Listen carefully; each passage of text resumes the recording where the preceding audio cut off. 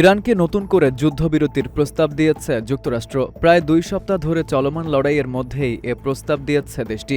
ইরাকের প্রধানমন্ত্রী আলী আল জাইদির মাধ্যমে দেওয়া এ প্রস্তাব প্রত্যাখ্যান করেছে ইরান। শুক্রবার নিউ ইয়র্ক টাইমসের এক প্রতিবেদনে এ তথ্য জানানো হয়েছে।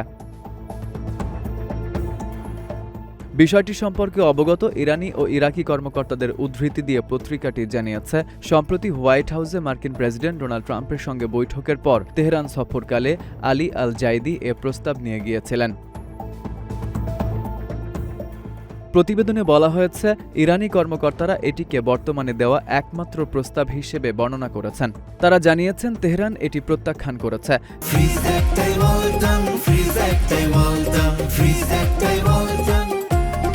কারণ এ প্রস্তাবে হরমুজ প্রণালীর নিয়ন্ত্রণ সংক্রান্ত সমস্যার কোনো সমাধান করা হয়নি। গত মে মাসে দায়িত্ব গ্রহণের পর আল জাইদির এটি ছিল ইরানে প্রথম আনুষ্ঠানিক সফর। সফরে তিনি ইরানের প্রেসিডেন্ট মাসুদ পেজেশকিয়ানের সঙ্গে সাক্ষাৎ করেন।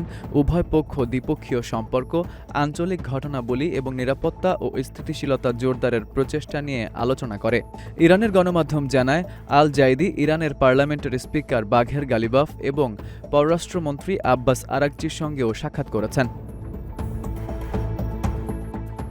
প্রতিবেদনে বলা হয়েছে, ট্রাম্প যদি তেহরান এবং অন্যান্য গুরুত্বপূর্ণ অবকাঠামোতে হামলা চালান তবে বৃহত্তর সংঘাতের সম্ভাবনা বিবেচনায় নিয়ে ইরানি কর্মকর্তারা প্রস্তুতি নিচ্ছেন। দুজন ইরানি কর্মকর্তার বরাতে পত্রিকাটি জানিয়েছে, এ ধরনের হামলা তেহরানকে আঞ্চলিকভাবে যুদ্ধ সম্প্রসারণে প্ররোচিত করবে।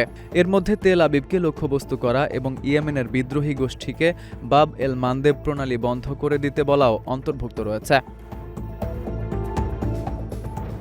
FU Ahmed, Ittefaq news.